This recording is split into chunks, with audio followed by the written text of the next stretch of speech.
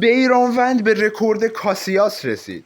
دیشب تقابل دو تیم پرسپولیس ایران و النصر عربستان در اوج حساسیت و جذابیت در کشور عربستان برگزار شد که پنجمین دیدار از مرحله گروهی لیگ قهرمانان آسیا با نتیجه بدون گل پایان یافت تا اتفاقات آماری خاص و جذابی ثبت شود.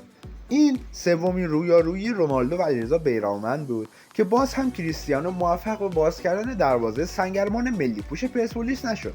اولین دوئل این دو در جام جهانی 2018 بود که رونالدو مقابل بیرانوند یک پنالتی از دست داد و نتوانست گلزنی کند. در ادامه رونالدو به ورزشگاه آزادی آمد تا در بازی رفت پرسپولیس و النصر پنالتی 4 سال قبل را جبران کند، اما باز هم ناکام موند. در بازی امشب هم کریس یک شوت خطرناک زد که با فاصله کم به بیرون رفت. در اواسط نیمه دوم بیرو و او نبرد هوایی داشتند که منجر به مصدومیت شماره 7 النصر از ناحیه کمر و گردن شد و سرانجام همین مصدومیت باعث شد تا رونالدو از زمین خارج شود و خودش را مهیای جدال جمعه شب برابر الهلال کند. با این کلیشیت علیرضا به یک باشگاه کوچک و جذاب وارد شد.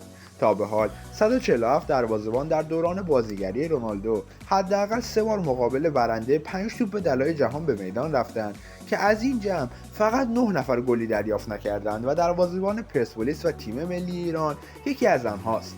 دیگر اعضای این لیست عبارتند از ایکر کاسیاس، کارلو کودیچینی، تونی سیلوا، کیم، یرژی دودوک، ویتر بایا، اونای سیمون و پاولو ویکتوریا افسانه‌ایه.